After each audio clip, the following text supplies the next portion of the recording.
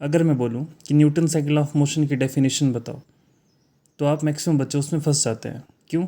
क्योंकि cycle of motion के नाम पे आपको सिर्फ बता दिया जाता है फिज इक्वल टू एम ए, या आपको यही याद रहता है, और डेफिनेशन इसके अकॉर्डिंग नहीं बनती है।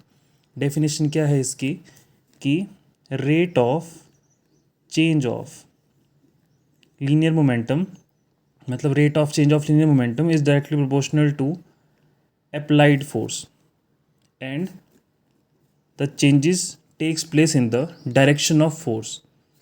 ये है एक्चुअली में न्यूटन साइकिल ऑफ मोशन। इसमें ऐसा बोला जाता है कि जो ऑब्जेक्ट है, ऑब्जेक्ट के ऊपर आप जो फोर्स लगाते हैं, तो उस फोर्स की वजह से उस ऑब्जेक्ट के किस में चेंज आता है, मोमेंटम में चेंज आता है। और जितनी फोर्स आप बढ़ाते जाओगे उतना मोमेंटम भी उसका बढ़ता जाएगा। अब मोमेंटम क्या होता है? Mass into velocity. मतलब फोर्स के बढ़ने पे उस ऑब्जेक्ट का मोमेंटम बढ़ता है। देखो मास तो चेंज होगा नहीं, इसका मतलब किस में चेंज आएगा? वेलोसिटी में चेंज आएगा, और वेलोसिटी चेंज होगी तो मतलब मोमेंटम भी चेंज हो जाएगा। अब इसी फॉर्मूला को आप इसमें डिराइव कर सकते हैं। एग्जांपल के तौर पे F directly proportional to dp upon dt, ठीक है, और ये वेक्टर क्वांटिटीज़ होती है।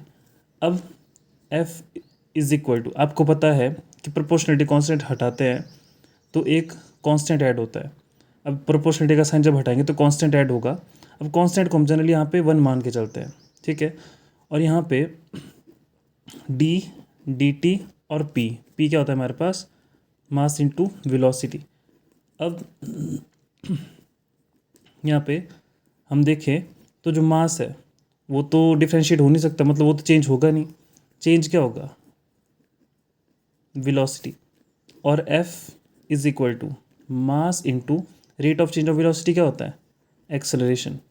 तो यहाँ से ये जो फॉर्मूला है वो बन जाता है। लेकिन अगर आपको इसकी डेफिनेशन याद रखनी है तो आपको ये वाला फॉर्मूला याद रखना पड़ेगा। आई होप आपको क्लियर हो गया होगा।